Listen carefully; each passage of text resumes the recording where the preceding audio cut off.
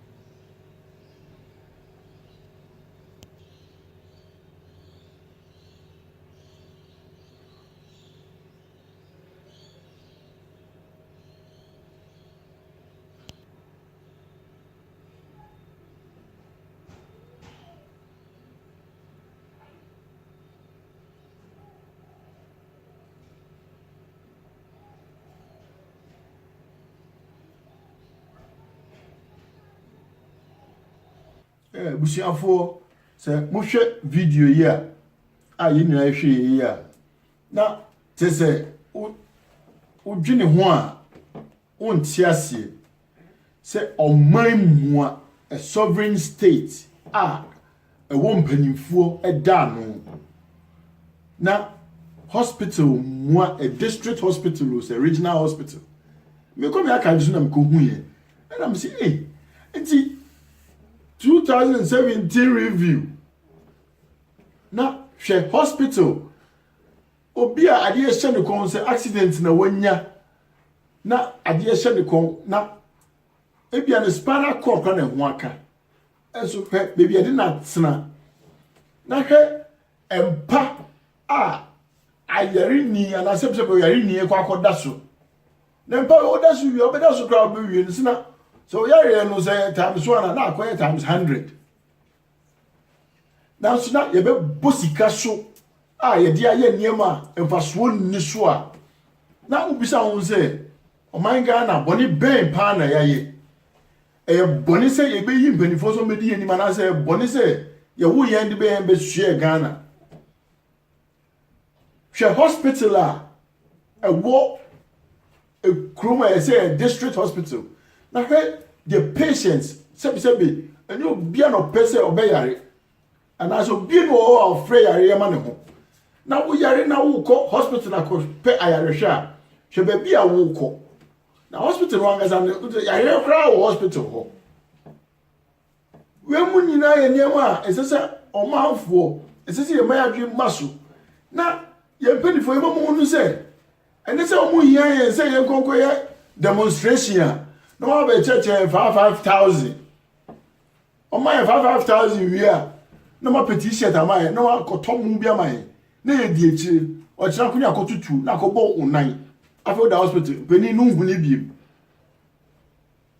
na se o man be yi a anase se o man be tumpom a se ayare hwe eye papa se be wo yare na wo to ntama na wo tibi ko adwuma ntem na say wo yare na wo ko ba bia wo ko ahonto me ametiwe me ko fo bi kra de na me dey example me am papa akwasi ade awonya ne ba bi kro esi a me ni ukasei oda santi achima wogu cemetery ogina home na oyare na oda hospital Kolebu teaching hospital enye fanchi akwa hospital na say Ekurase hospital bi nkwa na akase bi a hokra de oda Kolebu teaching hospital the major hospital in Ghana na obi oyare na hospital na ye hwe ne yare a oda hospital a ma admit wo that's a transfer ni call a different department. Next is a wo see yehu ni folder ni documents and I say the medical history was the medical report was no. Next is a wo see yehu ni folder. And that's what we be no oba na aka say ye mo transfer no ni folder no ye nsanka. E ho na ho amaye ne card ama no. Ye see yehu no. Na so omunyanya omuji sika sha omu kotoko mu de omuhu bebi a card ni free ba card ni bebi a shebi omu ko hu bai na sebi nurses ni doctors ni matrons na de say na ebe ye manfo e wo man mu a na abro na se beyi se obi yare na odaho na se okọ the bia department fufuro na de say etwa wo kra ni say wo would nipa akwa nipa ne yare no hospital ni bed kra de me ko ka bed kra de aze makobu musuo se stretcher kra po keke kra na se sebi nipa no se ye ne to so na ye pia na ko a different department wo de se wo papa na de ne ko yo se wo maami o se wo sister o se wo bawo se wo na wo so na de ne free se bia mo free heart department na mo ko a different department ebia moko be bia kwa ye ko twi ni moja na bibia ko no a blood tester as say wa na wo twi no ko na dey say hospital for no ni a staff a mo be yes adwuma na say wo nipa na odi patient akono it's your responsibility to convey your family member no from one place to the other me nephew ba ko o say me cousin sister Felicia no yare ye call Kolebu teaching hospital hona emergency department see enquire test o baby sebi na pompo bono na dia dinti onti migrant trans yi no asema I'm talking about 15 years ago 15 years ago na ya maye stretcher enfa ni trans o enfa ni nko baby ade ne kono ena baby are free from emergency to baby ebe kono emuwa itina esese ye turu ni she echi ne ye dina nanti akọ baby esi ye kono ye kohwe ye kokọ ye ne se blood test so ye koye ne yi na ebesi na nyina no it hasn't changed mi se di bebre ene kotru sa ne ma we mu nyina mu na ye wo CEO ye wo yes medical board ye wo board council your board members you will say omunyu atitio no mo hihye quota kese no mo jisika kese na empakra ni hospital ho you need stretchers you need your friend is saying uko Pedro say drone bi ni ade say uko abonti kolego no ho no akọ chemist akoto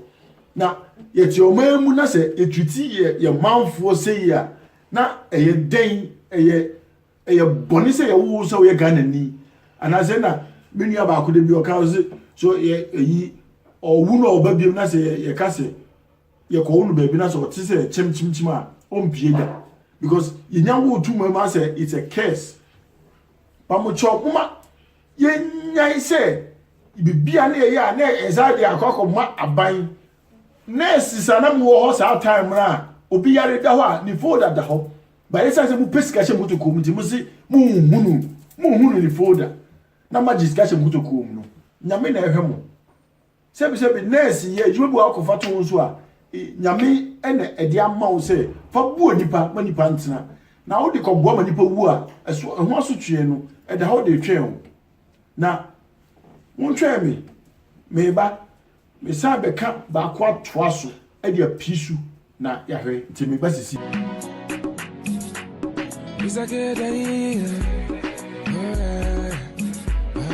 Says cover me who I know be up madam poor. Down so every minute me up and madam even poor. Me nam for more Ghana institution near tia na ya man nyema na ye tintintin efiri table we so na akọ table we so na akọ table we so me papa enya ne baby kowie no obi a wa adwuma 45 years the social security enuru 3000 Ghana cedi enuru 3000 Ghana cedi na enokra no wa nya ni baby akọ a okọje na home na ukurani a wogya no ho a sika kakra de besa de ama no no nso de ahwe no ho no eno nso no yesiji so okọ fa lawyer obetua wei ubeye tese obewie na sika beka no 1,500 Ghana cedi obewe ejuma 45 years na tese how can we be so mean to our own people now? So Smith scandal about last year yegusu die tira ye hwe de ba kosi omo a allegedly yesi sika omo use was net ho na man for social security obi a ejima 45 years na say the pension pay nu 3,000 Ghana cedi o say 3,000 Ghana cedi a na they say how can it be like this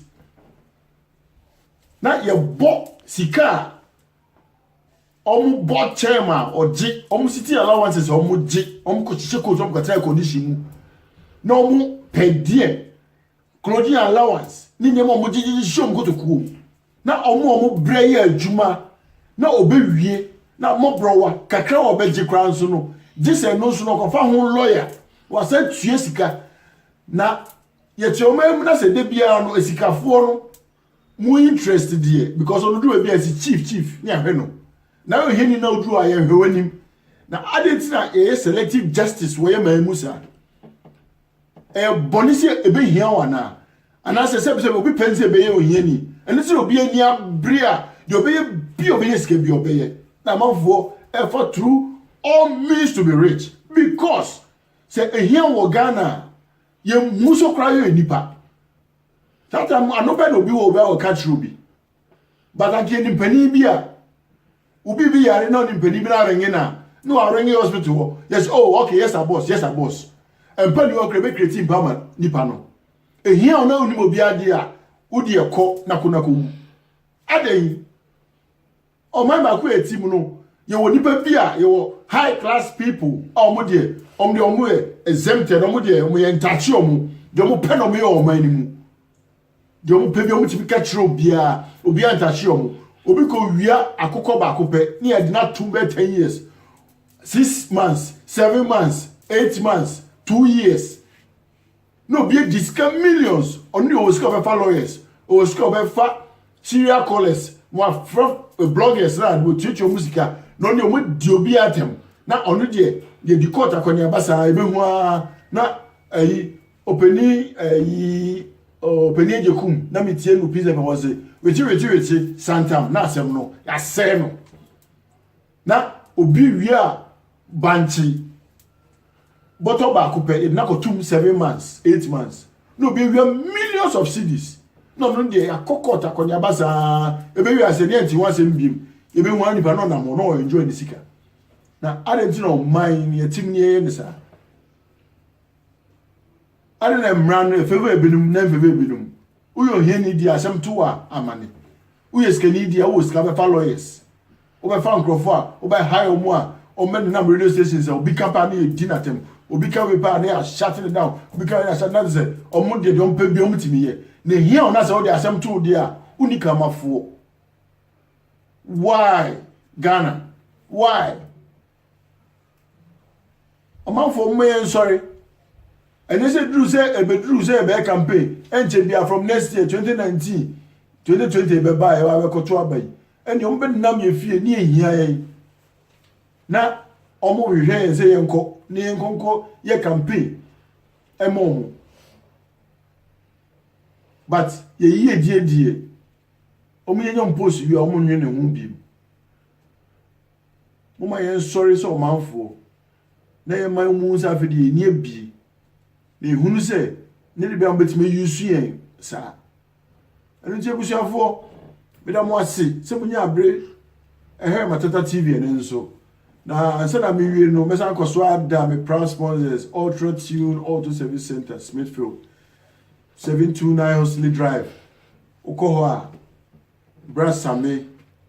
obehel na de ase wo ka ho bia no obeyama okwa bo Matata din obehel na watiti bo no so ma Ultra Tune Auto Service Center Smithfield